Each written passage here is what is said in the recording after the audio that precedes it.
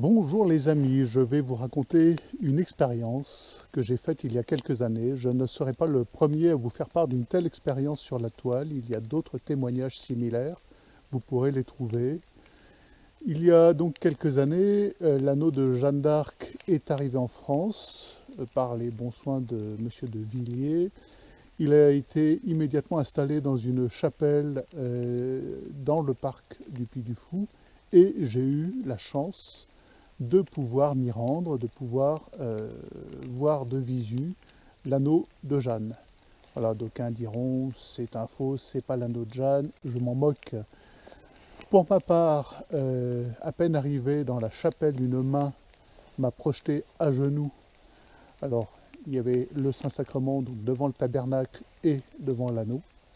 Et je suis resté là prostré, ébahi, rempli d'une force, d'une puissance qui est proprement surnaturelle durant de longues minutes. Ensuite, je suis sorti sans voix, effondré par l'expérience que je venais de vivre. Il m'a fallu une bonne heure pour m'en remettre et peut-être même des années plus tard, je ne m'en suis toujours pas remis. La force, la puissance de l'anneau, quelque chose de véritablement tolkien, c'est l'anneau. À n'en pas douter, si ça ne l'est pas en tout cas, Dieu s'en est servi. Et j'ai été projeté à travers la France des douleurs, la France martyrisée, la France à genoux. Ça m'a effondré. Voilà, moi qui suis un marin, moi qui en ai vu d'autres, moi qui ai volé en parapente, moi qui me suis craché en parapente, moi qui roule sur des grosses motos, je vous avoue que cette expérience, la présence de cet anneau, être en face de cet anneau, m'a bouleversé, j'ose dire ce mot, vraiment, et il s'est passé quelque chose d'extrêmement puissant.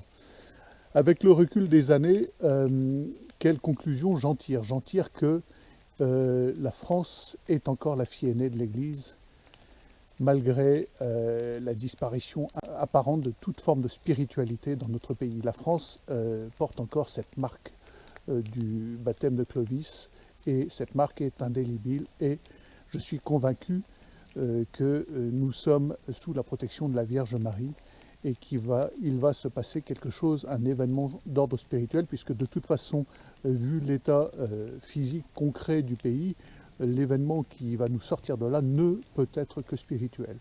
Voilà.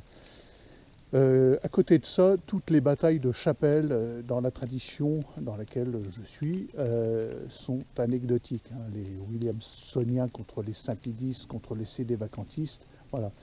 Je lance un appel par cette vidéo à tous les hommes de bonne volonté catholiques à l'union sacrée pour le salut de la France. Vous verrez après vos dissensions Sédévacantistes, Williamsoniens, Saint-Pédis et autres. Après, ça passe au second rang, d'accord? Éteignez-les, mettez-les sous le tapis. Je vous comprends tous autant que vous êtes, hein, je vous respecte tous autant que vous êtes. Moi-même, je refuse qu'on m'attribue des étiquettes, quelles qu'elles soient, de sédévacantistes et autres. Je m'efforce d'être catholique avant tout, c'est déjà bien difficile. Je connais beaucoup de gens bien plus catholiques que moi, hein, qui se lèvent le matin en disant leur chapelet.